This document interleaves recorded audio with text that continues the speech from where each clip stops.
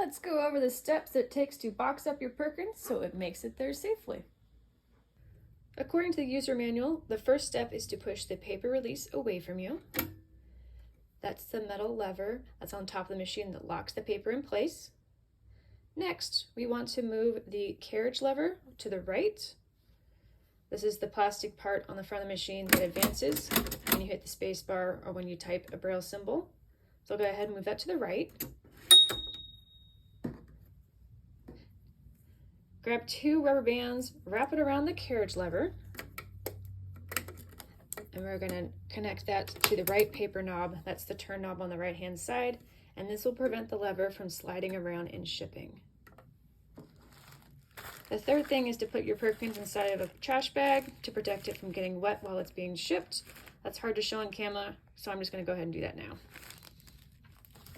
For step 4, what we want to do here is pad the Perkins Brailler. You have a couple options on how to do that. You can buy the foam inserts from Perkins.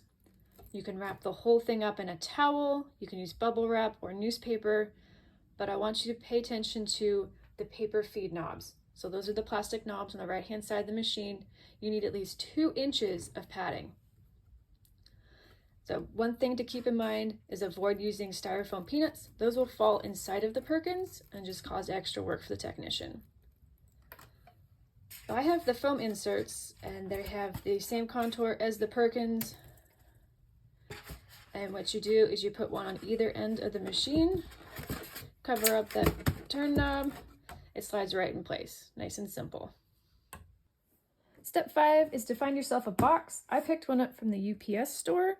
You can also order them directly from Perkins, and if you need them in bulk, they have a discount as well. You're looking for a box that's 17 inches by 11 by 8 inches. And you want something sturdy because, as you know, your Perkins is very heavy. So inside the box, we have the Perkins wrapped up in a plastic bag, and we have the phone end caps on either end. Step 6, write a note to your technician. Don't just send them a box with a brailler.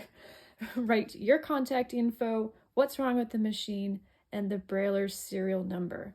And that is located underneath the space bar on your machine.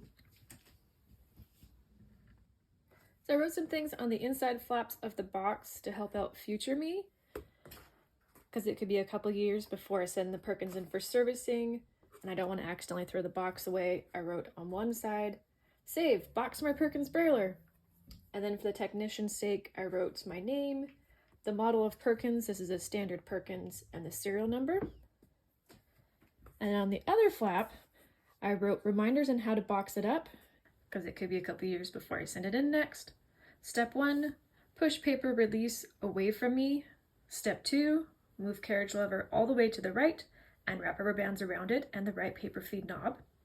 Step 3, place Perkins inside of a trash bag. Step 4, nestle Perkins between the foam inserts. Step 5, include a note for the service technician with my contact info, brailler serial number, and the issues. And step 6, at the post office, request tracking number. And then it's a good idea to put your technician's contact info here. You can just like tape their business card on there, whatever you want. So that way you don't have to dig through your emails. And then maybe you want to keep a service log, whatever information is important to you. Maybe the dates, what the issue was, who worked on it, and was it resolved. That's also a good idea to keep your service record somewhere else as well. Maybe a more in-depth one on your computer or in a notebook. And my brown tabby is trying to hop in the box because, you know, cats in boxes. So in case you didn't know, Braille writers qualify for free shipping, which is awesome. So a Perkins Brailler's name brand, but it's any brand of Braille writer qualifies for free shipping.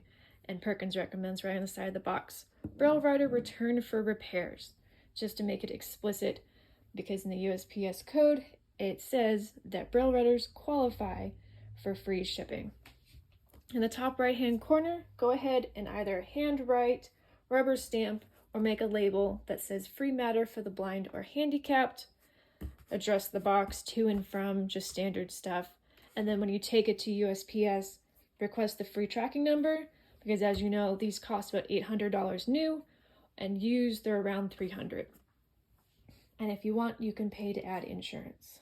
And I'll link below the USPS code in case you have any issues at the post office. So before you take your Perkins to the post office, it's a good idea to touch base with your service tech to find out the turnaround time to see if that works for both of you.